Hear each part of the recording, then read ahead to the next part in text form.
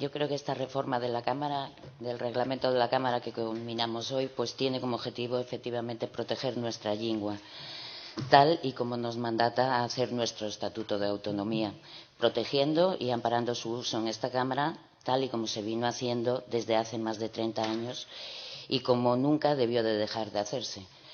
Esta reforma del reglamento consagra el derecho de todas y todos, diputados, diputadas, consejeros, consejeras, empleadas, empleados, etcétera, de todo el mundo que comparezca en esta Junta, a usar, si quiere, la lengua tradicional de Asturias.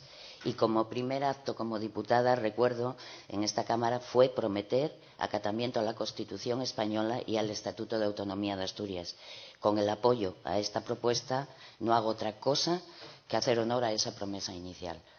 Porque, como nos recordó además en su comparecencia el presidente de la Academia de la Lengua Asturiana, el profesor Riaño, esta Junta General tiene ya una larga tradición de uso del asturiano desde el siglo pasado, ya que la lengua asturiana se usó por parte de representantes de todas las fuerzas políticas y de todo el espectro ideológico, de la derecha, del centro y de la izquierda.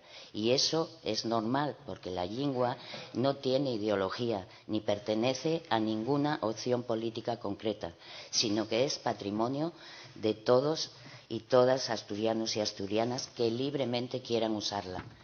Y eso sin mencionar ni un ápice el derecho que tienen todas y cada una de sus señorías a ejercer su función parlamentaria, porque, como decían también en su comparecencia en la comisión don Joan José Sánchez Vicente, diputado que fue de esta Junta General y ponente de la Ley de Uso y Promoción del Bable Asturiano, no hay ninguna persona tan tocha ni tan analfabeta que no entienda el asturiano.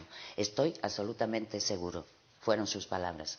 Yo también estoy segura de que el desconocimiento de la lengua asturiana, invocado por algunos diputados o diputadas en esta Cámara, era un mero pretexto para impedir su uso, tratando de quebrar así por la puerta de atrás el mandato estatutario.